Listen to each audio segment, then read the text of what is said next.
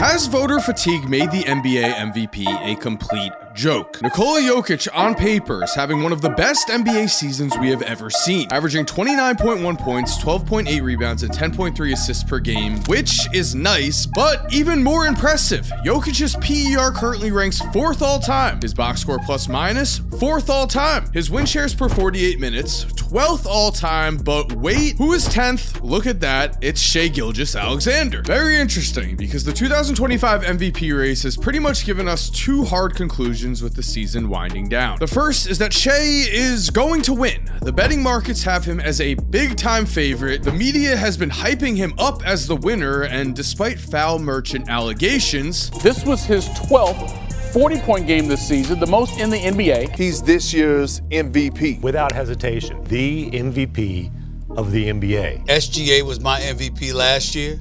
He would be my MVP this year if we were voting today. Shai is the media's choice, but the second conclusion has been loud and clear from fans. I posted a recent poll asking who should be the MVP, and 2/3 of the voters chose Nikola Jokic. As the consensus among fans is that Jokic, who is already a 3-time MVP winner, is going to get screwed over this season due to voter fatigue. A situation where the media, who chooses the winner, gets tired or fatigued of voting for the same player year in and year out, so they instead vote for a new storyline. But that brings us to a very big question that we need to answer. Well, actually, two questions. One, is Jokic actually the clear winner? And two, if he definitely does deserve this award, why is something like voter fatigue ever justified? So what's up, Mike here, and let's start with this question. How much does winning matter? Because if the Thunder and Nuggets switched overall records here, I don't think this would be a contest. The fact that the Thunder are first place in the Western Conference by a wide margin is the main selling point for Shai winning the MVP. But it's here already where I want to ask you a question. In the MVP race, what should matter more? How many wins a team has, or how many wins a player contributes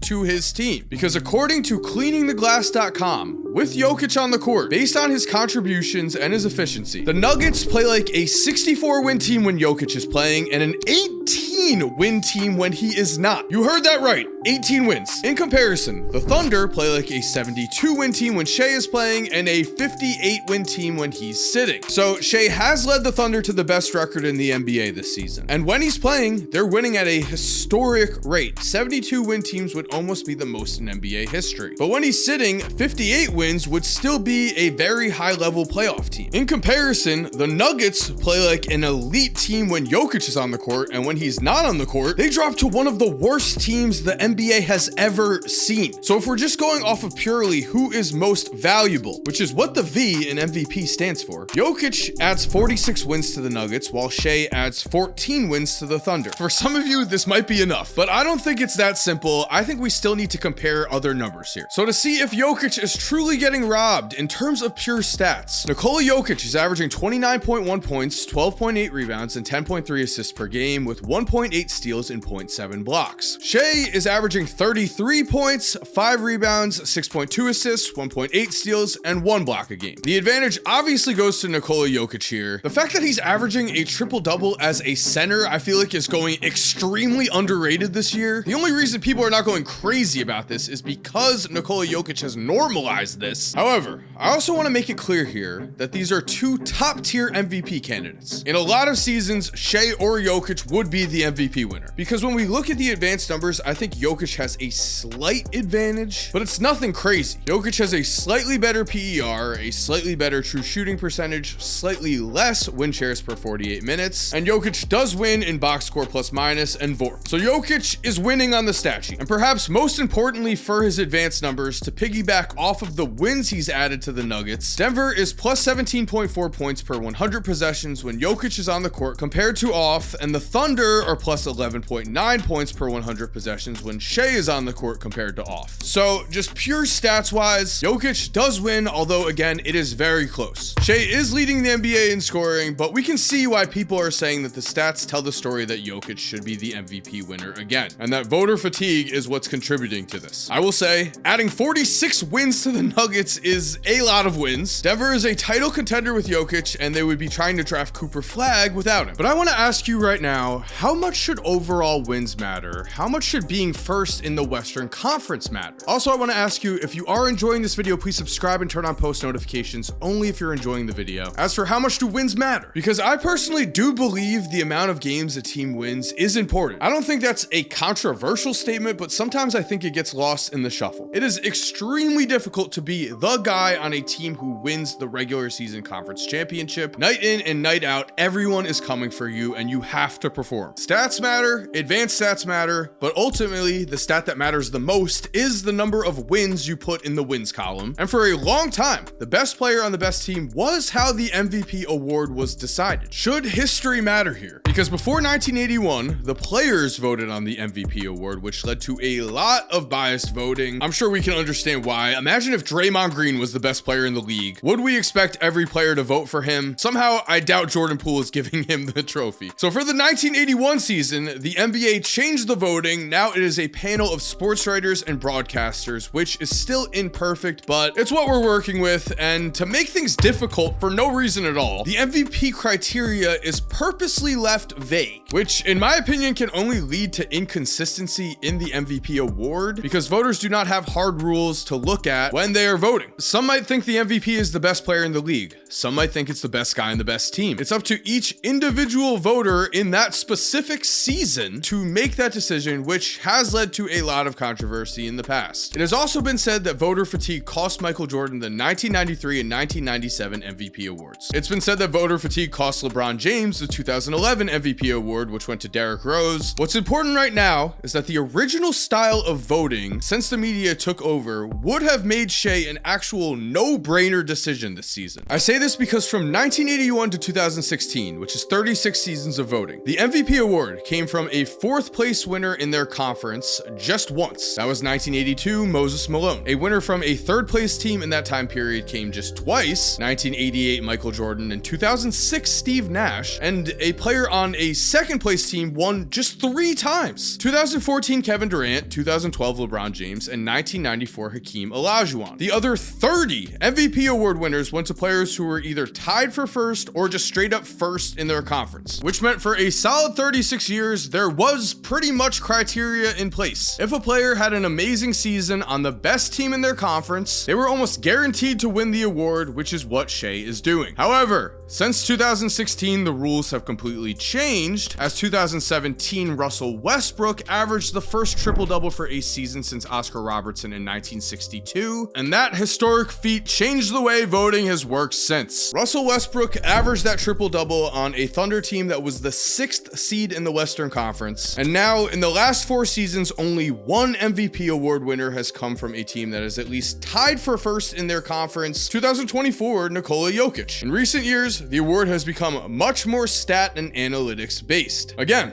voters have no criteria to go off of, so something like this can and has happened. Voter trends change, and also storylines end up playing a large role in this award. I think we can all agree, even if you have Shea as your MVP, that Shea's story is also playing a large role in the voting here. The Thunder and Shea are a much more fun choice than Nikola Jokic. The Thunder have emerged as the clear top team in the Western Conference. They're young, they could be contenders for a very long time, and Shea is just 26 years old. He's gone from the 11th pick in the draft to one of the best players in the world. It is a great story. Making Jokic's case even harder is the fact that giving him a 4th MVP would cement him as one of the best players of all time, and it seems like after he was just the media's analytic darling, the media also does not want to give him that. Perhaps it's because he's only won 1 championship trophy so far, but 4 MVPs would tie Nikola Jokic with LeBron James and Wilt Chamberlain for 4th most MVPs in NBA history. Bill Russell and Michael Jordan have 5, Kareem Abdul-Jabbar has 6. Is this fair?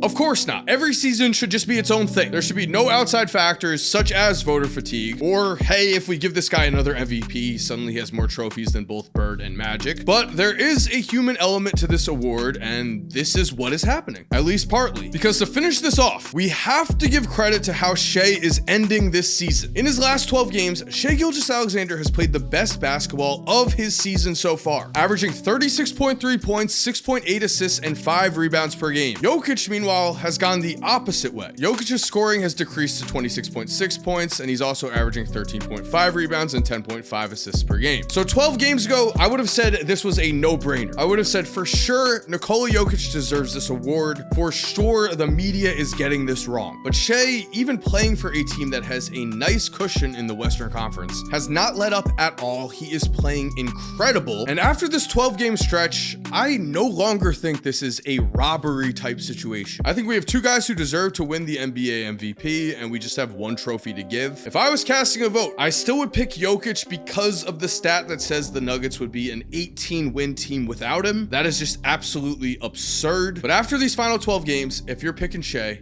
I can understand. I do want to know, what do you think about the MVP race down below in the comments? And thank you for watching. I hope you enjoyed today's video. If you are new to the channel, make sure to subscribe and turn on post notifications only if you like the video. If not, well, you know, okay. If you're already subscribed, thank you so much for supporting. You are awesome. We all know it. And as always, have an awesome day, and cue that music.